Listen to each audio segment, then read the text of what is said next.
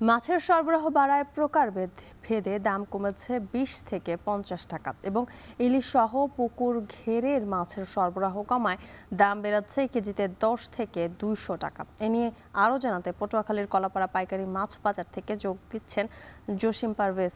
জসিম, বাজারের মাছের সরবরাহ অনুযায়ী দাম কেমন দেখছেন এবং সরবরাহ এবং দরদাম নিয়ে কি বলছেন ক্রেতা বিক্রেতারা?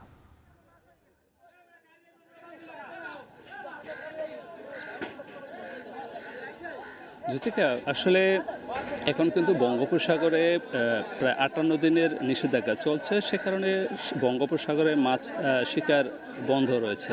তবে এখন কিন্তু অমাবস্যার তিথি চলছে, এই তিথিতে নদ নদীতে মাছের বিচরণটা রয়েছে এবং জেলেদের জালেও কিছু মাছ ধরা দিচ্ছে, সে কারণেই কিন্তু সরবরাহ বেড়েছে আর এ কারণেই নদ নদীর মাছের দাম কমেছে। তো আজকে এই পটুয়াখালী পাইকারি যে নাচনাপাড়া মাছ বাজার, এখানে আমরা এসে দেখেছি এখানে তপসী মাছ, নদীর যে তপসী মাছ সেগুলো বিক্রি হচ্ছে ৪৫০ থেকে ৫০০ টাকা, এখানে প্রতি কেজিতে কমেছে ৫০ টাকা এবং পোয়া মাছ বিক্রি হচ্ছে ২৫০ থেকে ৩০০ টাকা পর্যন্ত, এখানে প্রতি কেজিতে কমেছে ৫০ টাকা।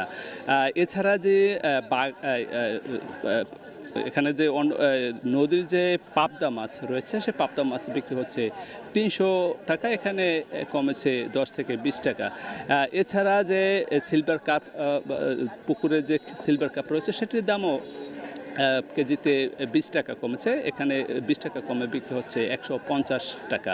এছাড়া যে ইলিশ মাছ রয়েছে, নদ নদীর ইলিশ মাছ, সেইগুলো এখানে বিক্রি হচ্ছে প্রতি কেজি সরবরাহ কম থাকায় ১২০০ টাকা থেকে ২২০০ টাকা পর্যন্ত প্রতি কেজি প্রকারভেদে বেচা বিক্রি হচ্ছে, এখানে প্রতি কেজিতে বেড়েছে ২০০ টাকা। এছাড়া যে আমাদের এই অঞ্চলে যে পুকুরের যে রুই রয়েছে সেই রুই বিক্রি হচ্ছে ৩৫০ টাকা, এখানে প্রতি কেজিতে বেড়েছে ৫০ থেকে ৬০ টাকা। এছাড়া কাতল বিক্রি হচ্ছে ৩৫০ টাকা, এখানেও বেড়েছে ১০ থেকে ২০ টাকা প্রতি কেজিতে।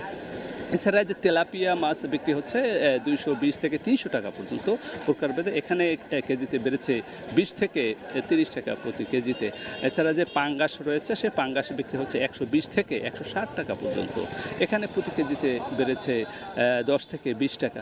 আমরা এখানকার যে সকল পাইকাররা রয়েছে তাদের সঙ্গে আমরা কথা বলেছি, তারা আমাদেরকে জানিয়েছে যে এই বাজারে যখন মাছের সরবরাহ বেশি থাকে তখন দামটা কম থাকে এবং মাছের সরবরাহ যখন কম থাকে তখন দামটা আরও বেশি বাড়ে। আর এখানকার যে জেলেরা রয়েছে তারা বলছেন যে এই অঞ্চলে যে সকল নদ নদী কেন্দ্রিক যে সকল জেলে রয়েছে তাদের জালে যখন মাছ ধরা দিচ্ছে তখন কিন্তু এখানে সরবরাহ বাড়ে, আর যখন মাছ সরবরাহ কমে তখন কিন্তু নদ নদীর মাছের দামও বাড়তি থাকে এবং চড়া দামে বেচা বিক্রি হচ্ছে।